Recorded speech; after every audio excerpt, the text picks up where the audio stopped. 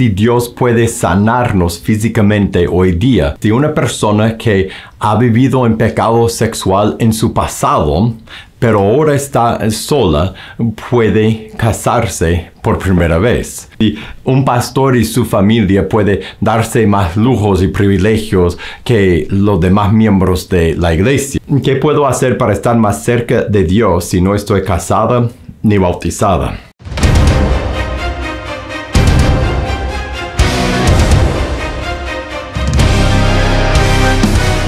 Hola, bienvenido a pazcondios.com. Mi nombre es Felipe y este es otro episodio de conversaciones sobre el liderazgo y la iglesia. En este programa yo contesto las preguntas que me mandan. Entonces, si tú tienes una pregunta de Dios, de la vida, de la iglesia, de liderazgo, de lo que sea, mándame tu pregunta a preguntas@pazcondios.com, preguntas@pazcondios.com, para que nosotros podamos conversar de tu pregunta en un episodio en el futuro. Hoy vamos directo a las preguntas. Si Dios puede sanarnos físicamente hoy día, y la respuesta es sí, Dios nos puede sanar. Él es Dios y a veces decide sanar cuando pedimos y a veces decide no. Y por eso siempre, en mi opinión, lo que yo veo en la palabra de Dios es que nosotros debemos siempre a pedir que Dios nos sane o que nos ayude con un problema terrenal en el cual no sabemos la voluntad de Dios. Tal vez Dios quiere que estemos enfermos para su gloria, para que conozcamos a ese doctor que nunca hubiéramos conocido antes, y tal vez por ver nuestra fe y tal vez por oír nuestras palabras, tal vez oirá el evangelio de nosotros. Tal vez llegaremos a bautizar a ese doctor. No sabemos si Dios quiere que suframos para su gloria o que estemos libres de sufrimiento por su gloria. Lo que sí sabemos, yo refería a Filipenses 1. Filipenses 1 nos enseña que en todo, pues si morimos o vivimos, si sufrimos o si Dios nos sana, como sea, debemos vivir para dar gloria a Dios con nuestro cuerpo y con nuestra vida. Por lo tanto, si no sabemos cuál es la voluntad de Dios, pero estamos con dolor, estamos enfermos, estamos en problemas, debemos pedir a Dios como Jesús pidió a su Padre en el jardín de Getsemaní. Recuerda, Él pidió a Dios que si era su voluntad, que dejara pasar esa copa, que pasara esa copa de Él, si era su voluntad, pero no mi voluntad, sino la tuya sea hecha. O sea, Jesús intensamente no quería ir a la cruz y estaba rogando a su Padre, por favor, quítame eso, pero no lo que yo quiero, sino lo que tú quieres. Y eso es lo que yo pienso que debemos hacer cuando estamos enfermos o cuando tenemos problemas y cuando Dios decide en su buena voluntad sanarnos. Hay que darle toda la gloria. Y cuando Dios decide no sanarnos, debemos darle toda la gloria también. La próxima pregunta es si una persona que ha vivido en pecado sexual en su pasado, pero ahora está sola, puede casarse por primera vez. Nunca estuvo casada antes, pero ahora desea casarse. Y la respuesta, en lo que yo veo en la palabra de Dios, es que uno puede casarse si nunca ha estado casado. Y en cuanto al pecado sexual de antes, a vivir en fornicación o aún adulterar con alguien casado, lo que fuera la situación, porque para cada persona es diferente, todo ese pecado no es una barrera a que uno entre en el matrimonio tal como Dios lo diseñó. Dios hizo el matrimonio para que vivieras en esa relación sin pecado, como siendo una sola carne con otra persona. Y la razón que Dios hizo el matrimonio es para que con su bendición viviera en esa relación. Ahora, si uno ha pecado antes, pero nunca ha estado casado y divorciado, entonces lo que la Biblia dice en cuanto al matrimonio después del divorcio no aplica a usted. Lo que aplica es el confesar su pecado a Dios y pedir su perdón, y si es cristiano, recibir el perdón y agradecerle por el perdón que ha recibido en Cristo. y no vivir en pecado. Y si Dios le concede casarse con alguien por primera vez en su vida en un futuro, hay que darle gloria, hay que agradecérselo. Lo único que yo recomendaría es que leyeras 1 Corintios capítulo 7. Por la razón que, pues ahí el apóstol Pablo explica que a veces es mejor estar solo que casado. Y a veces si no está casado, es mejor quedarse, permanecer soltero para el bien del reino y para su bien espiritual y para la gloria de Dios. Y además, si se va a casar, tiene que ser, y lo explica en ese mismo capítulo, tiene que ser con alguien que ama a Jesús, que es un seguidor de Cristo. No es de buscar a alguien y casarse con quien sea, es solo buscar a alguien que ama a Jesús, que es un seguidor de Cristo. Y si Dios no te pone a esa persona, entonces recibir eso como la voluntad de Dios, que Él no desea que te cases en ese momento de tu vida, hasta que Él te ponga la persona que es la persona que ama a Cristo, que sigue a Jesús, que es la persona con quien debes casarte. Vivir como persona soltera para la gloria de Dios y no vivir con la ansiedad de que tienes que casarte. Confiar en tu Padre, que Él, siempre y cuando sea su voluntad, te pondrá la persona correcta. Y por estar en Jesús, está completo en Cristo. No te hace falta nada por no tener a una persona en su vida. Tú estás completo en Cristo. Hay que vivir en esa identidad y dejar que Dios sea tu fuente de gozo en la vida. Y la próxima pregunta es si un pastor y su familia puede darse más lujos y privilegios que los demás miembros de la iglesia. Y en la pregunta da, por ejemplo, que celebran los cumpleaños del pastor y su familia en el auditorio de la iglesia, pero nadie más puede hacer eso, o que utilice el auditorio como bodega para guardar los muebles del hijo del pastor, pero y otros no tienen esos mismos privilegios. Mi respuesta tiene dos partes. La primera parte es para lo que somos líderes, lo que somos pastores. Nosotros debemos tener muchísimo cuidado en no agarrar más para nosotros que los demás pueden tener. O sea, no tratarnos, no recibir un trato, ni darnos a nosotros mismos un trato que los demás en la iglesia no pueden recibir. Nosotros no deberíamos beneficiarnos de la iglesia, de las cosas de la iglesia, más que todos los demás. Más bien nosotros debemos servir a los demás. Nosotros no debemos tomar privilegios para nosotros mismos. Nosotros no debemos tomar lujo para nosotros mismos que los demás no tienen derecho a tomar. El verso que yo creo que debe guiarnos a lo que somos pastores, a lo que somos líderes, es 2 Corintios 1, 24. Y al leer eso, recuerda, fue el apóstol Pablo el que escribió gran parte del Nuevo Testamento.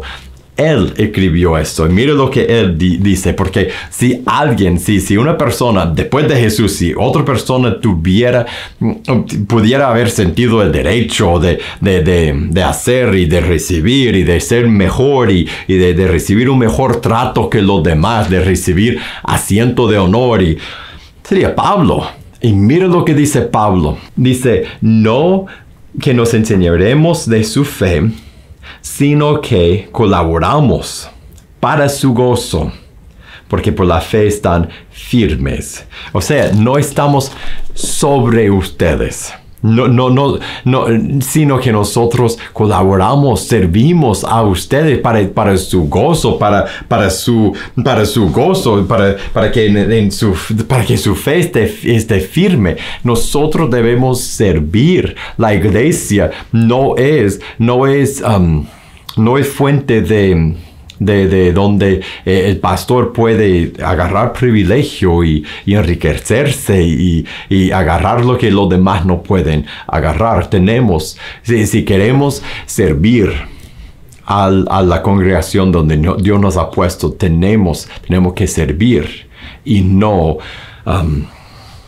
agarrar lujos para nosotros mismos. Ahora, la segunda parte de mi consejo es para todos los demás que no son los pastores o ancianos de una iglesia que no tienen esa autoridad. Y mi consejo para ti, si estás viendo en otro algo así, esas cosas que tiene mejor parqueo, que tiene mejor asiento, que hace eso, que hace el otro.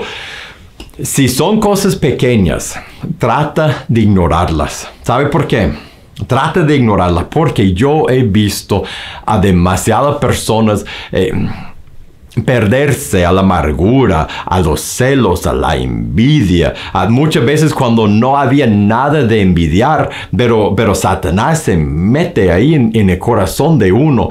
Y si tú estás viendo a cosas pequeñas que hace el pastor o su familia y tú dices, no deberían siempre tener ese parqueo, no deberían.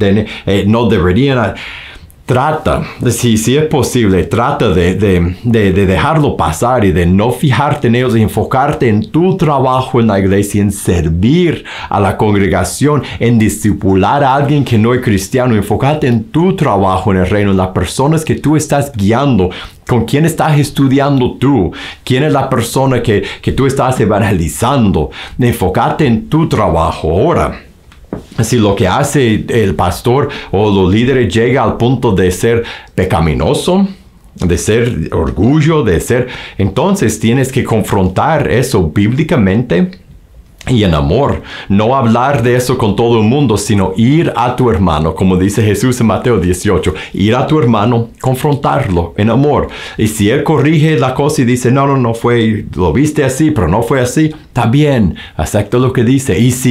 Y si acepta tu corrección, perfecto. Y si resiste la corrección, entonces vaya con otro hermano. Como dijo Jesús, tienes que confrontar el pecado, pero si no es pecado y son pequeñeces, déjala pasar, porque es solo te vas a perder en amargura y en envidia, y eso no te conviene en tu caminar con Jesús. La próxima pregunta: ¿qué puedo hacer para estar más cerca de Dios si no estoy casada ni bautizada?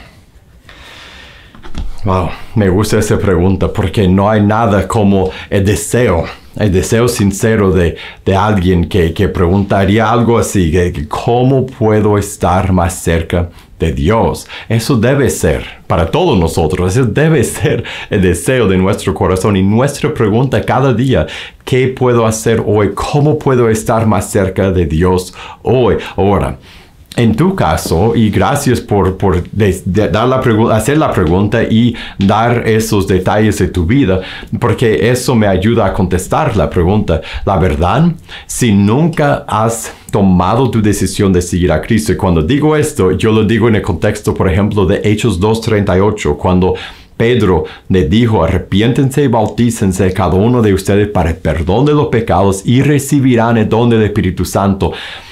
Si nunca has tomado tu decisión de seguir a Jesús de esa manera, por arrepentirte y bautizarte, quizás si solo en una iglesia te has arrepentido, pero nunca lo has sellado con el bautismo, entonces tienes que hacer lo que dice, enseña en el Nuevo Testamento, lo que Pedro dijo en Hechos 2:38, tienes que arrepentirte y bautizarte, porque solo tomando esta decisión sellas tu compromiso de seguir a Jesús. Y en ese momento, fíjate en Hechos 2:38 lo que Pedro dice que ocurre en ese momento cuando te arrepientes y cuando te bautizas,